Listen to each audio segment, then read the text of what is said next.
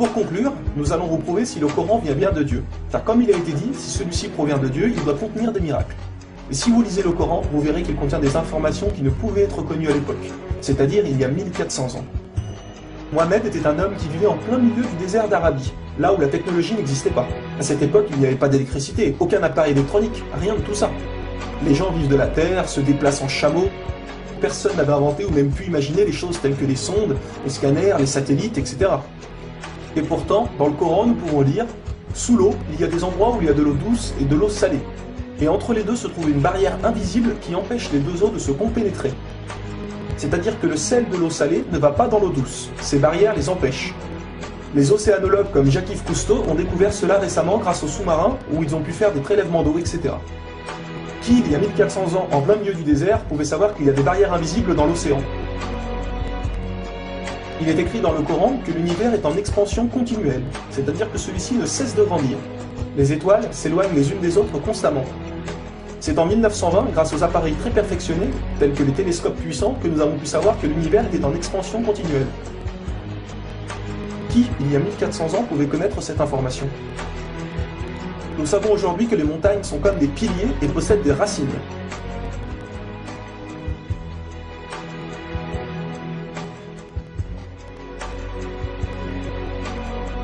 Sans les montagnes, il y aurait très fréquemment des tremblements de terre.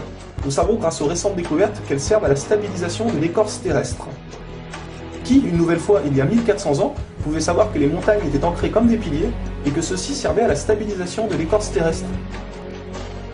Il est écrit dans le Coran que Dieu a créé les 7 cieux et la terre par le même nombre, c'est-à-dire 7. Nous connaissons aujourd'hui, grâce aux sondes qui vont sous terre, que la planète possède 7 couches terrestres. Le noyau interne solide, le noyau externe liquide, la couche D, le manteau inférieur, puis le manteau intermédiaire, le manteau supérieur et la lithosphère. Qui, il y a 1400 ans en plein milieu du désert, pouvait savoir que la Terre possédait 7 couches? Il était impossible de connaître cela sans la technologie récente. Il est aussi mentionné que les plantes ont des sexes, mâles et femelles. La découverte de la sexualité des plantes fut réalisée par Rudolf Jacob Comé-Marius entre 1660 et 1720.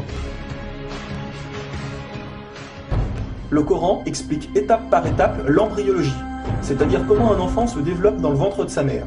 Le professeur Kate Moore, qui a aussi le prix Nobel au Canada de l'embryologie, a confirmé que cela se passait exactement comme indiqué dans le Coran, et a affirmé que ces faits ne pouvaient être connus il y a 1400 ans, et que par conséquent, ces informations avaient été révélées à Mohamed par Dieu. Un exemple, le Coran explique qu'à un moment, le fœtus a la forme d'une sangsue dans le ventre de sa mère. Et si on regarde des images des scanners, nous nous rendons compte que l'embryon a exactement la forme d'une sangsue et qu'il s'accroche à une paroi du corps comme le fait une sangsue. Le mot le plus adapté pour décrire cela est sangsue. Vous voyez comment les versets coraniques s'accordent parfaitement avec la science d'aujourd'hui? Pour savoir cela, il a fallu attendre l'arrivée de scanners, de caméras, etc. Qui, il y a 1400 ans, pouvait décrire en détail les étapes de l'embryologie? Pour ceux qui pensent que le Coran copie certaines civilisations, il faut savoir que certaines personnes auparavant avaient fait des suppositions et avaient pensé des choses qui se sont révélées vraies, mais ont aussi fait énormément d'erreurs, et que soi-disant le Coran les avait copiées. Donc par exemple, si vous prenez un mauvais élève qui copie sur un bon élève, si le bon élève a 18 sur 20, est-ce que le mauvais élève va avoir 20 sur 20? Non, bien sûr que non, car le mauvais élève aura copié les bonnes comme les mauvaises réponses, donc il aura aussi 18 sur 20. Alors si soi-disant le Coran copie les civilisations ou peu importe, comment se fait-il que le Coran extrait le vrai du faux? De plus que ces quelques civilisations ne faisaient que des suppositions. Or Mohamed affirme être sûr de tout ce qu'il dit. Le Coran contient plus de 500 versets dus à la science, sans aucune erreur ou contradiction. Et la technologie d'aujourd'hui ne vient pas contredire, mais confirmer tous les versets un par un du Coran.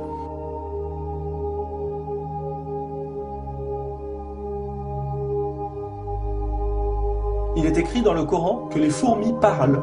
Nous l'avons confirmé en 2009 grâce aux appareils auditifs puissants. Un homme ne peut entendre ces bruits à l'oreille nue comme ça. Nous savons aujourd'hui que dans la plupart des pays, il est interdit d'avorter au bout de 3 à 4 mois. Car après 4 mois, la science explique que le bébé commence à vivre, et que cela donc est considéré comme un crime. En islam, il est dit que Dieu insuffle l'âme dans le corps du bébé au bout de 120 jours, donc 4 mois. Comme par hasard au même moment que quand la science démontre que c'est à cette période que la vie du fœtus commence. Pour savoir que la vie du bébé commence à 4 mois, il a fallu attendre une nouvelle fois l'arrivée de scanners, IRM, caméras miniatures, etc. Qui, il y a 1400 ans, pouvait savoir que le bébé commençait à vivre au bout de 4 mois? Nous savons qu'au début du monde, il y avait seulement une nébuleuse primaire, compactée en une seule masse et qui a explosé, ce que nous appelons aujourd'hui le Big Bang. Le déroulement du Big Bang est pourtant écrit dans le Coran. Le Big Bang a été découvert au XXe siècle, alors que le Coran a été écrit au 7e siècle. Le Coran affirme que ce sont les abeilles femelles qui ramassent le pollen des fleurs. Pourquoi le Coran ne parle que des femelles et non des mâles? Eh bien la science a découvert récemment qu'effectivement les femelles possédaient des organes que les mâles n'ont pas, et ceux-ci ne peuvent pas collecter le pollen des plantes. Encore et toujours, qui pouvait savoir il y a 1400 ans que les mâles n'ont pas les organes nécessaires pour le prélèvement du pollen? Il y a longtemps, les gens pensaient que la Terre était plate. Ce n'est qu'en 1577 que Francis Drake fait le tour de la planète et prouve que celle-ci est ronde. Le Coran, environ 1000 ans plus tôt, affirme que la Terre est ronde, mais ne s'arrête pas à ça. Pour donner un exemple, il est dit que la Terre ressemble à un œuf, mais pas n'importe quel œuf, celui d'une autruche. Et si vous regardez un œuf d'autruche, vous verrez qu'il n'est pas tout à fait rond, mais qu'il est aplati en haut et en bas. Celui-ci est de forme géosphérique. Et nous savons aujourd'hui que la Terre non plus n'est pas tout à fait ronde, mais qu'elle est aplatie au niveau des pôles. Et donc qu'elle est également de forme géosphérique. Qui, il y a 1400 ans, pouvait savoir que la planète Terre était géosphérique? Il a fallu attendre les satellites pour sortir de la Terre pour se rendre compte de cela. Soyons honnêtes, qui, il y a plus d'un millénaire, pouvait faire toutes ces affirmations, sans aucune technologie? Rendez-vous compte, à cette époque-là?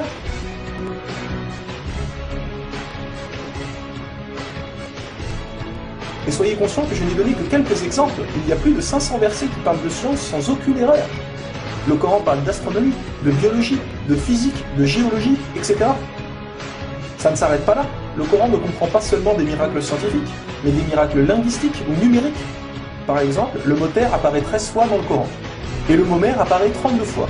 Additionnez 13 plus 32, cela vous donne 45. Si l'on met cela en pourcentage, 32 fois le mot mer sur 45 donne 71%.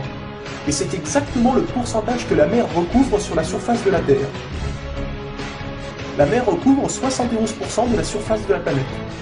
Et 13 sur 45 donne 29%.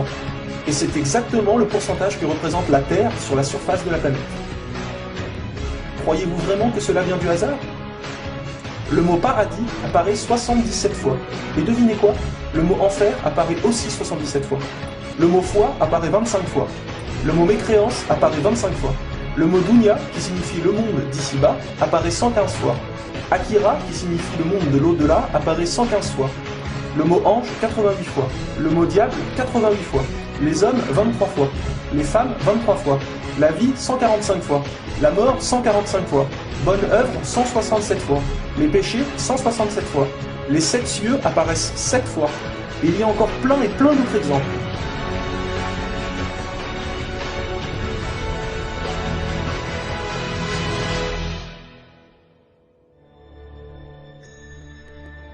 Le Coran est d'une beauté incomparable. Dans la langue originale, c'est-à-dire en arabe, environ la moitié du Coran rime. Le Coran contient des palindromes. Un palindrome est un mot qui veut dire la même chose si on le dit à l'envers. Par exemple, Bob, à l'envers vous aurez toujours Bob. Ou kayak, à l'envers vous aurez toujours kayak. Un mot comme ça peut se trouver, mais une phrase entière, cela est quasiment impossible. Ou alors votre phrase ne voudra rien dire. Mais non, le Coran possède des phrases entières en palindrome, et ces versets ont un sens très profond. Le Coran ne possède aucune contradiction ou erreur. Je vais donner un dernier exemple avant de conclure. Vous allez vous rendre compte de l'extraordinaire précision du choix des mots. Dans un verset, Dieu dit qu'il n'a pas doté l'homme de 2 cœurs. Pourtant, un peu plus loin, Dieu parle aussi des femmes. Alors pourquoi il ne dit pas « je n'ai pas doté l'être humain de 2 cœurs » ? Pourquoi ne parle-t-il que des hommes, puisque les femmes sont mentionnées après ? Quand nous lisons tout le passage, nous nous rendons compte que Dieu ne parle pas au sens littéral, mais au sens figuré. Il explique que l'homme ne peut pas être croyant ou non-croyant, c'est l'un ou l'autre, les deux ne peuvent pas coexister. Ou on a la foi, ou on l'a pas. Mais si nous prenons ce verset au sens littéral, est-ce vrai? Oui, bien sûr, l'homme ne possède qu'un seul cœur. Mais pour les femmes, elles peuvent être enceintes, n'est-ce pas? Et quand elles sont enceintes, combien de cœurs possèdent-elles? Vous vous rendez compte de ça? Si Dieu avait mis l'être humain au lieu du mot homme, un petit malin aurait pu dire « Hé, il y a une contradiction! Si on prend cette phrase au sens littéral, la femme peut avoir 2 cœurs quand elle est enceinte. » Mais non, même au sens littéral, cette critique est impossible. Que ce soit au sens littéral ou figuré, le Coran est inattaquable. Rendez-vous compte de la précision des mots. Il y a encore plein d'autres choses, mais cela prendrait énormément de temps de tout mentionner. Si cela vous intéresse, il existe de nombreuses conférences réalisées par des savants qui ont été filmées et qu'on peut trouver sur internet, telles que la parole divine de Nouman Ali Khan. Vous avez bien la preuve que le Coran ne peut que venir de Dieu et non d'un être humain. Comment se fait-il que la technologie d'aujourd'hui, la plus développée qui soit, ne puisse créer un seul animal ou plante? Ce que Dieu a créé, nous sommes incapables de le réaliser. Tout ce que nous construisons ne sont rien en réalité face à la nature. Dieu dit dans le Coran, pour ceux qui recherchent des preuves, regardez autour de vous, regardez la nature, l'être humain, l'eau, le soleil. Il y a là des preuves pour ceux qui réfléchissent.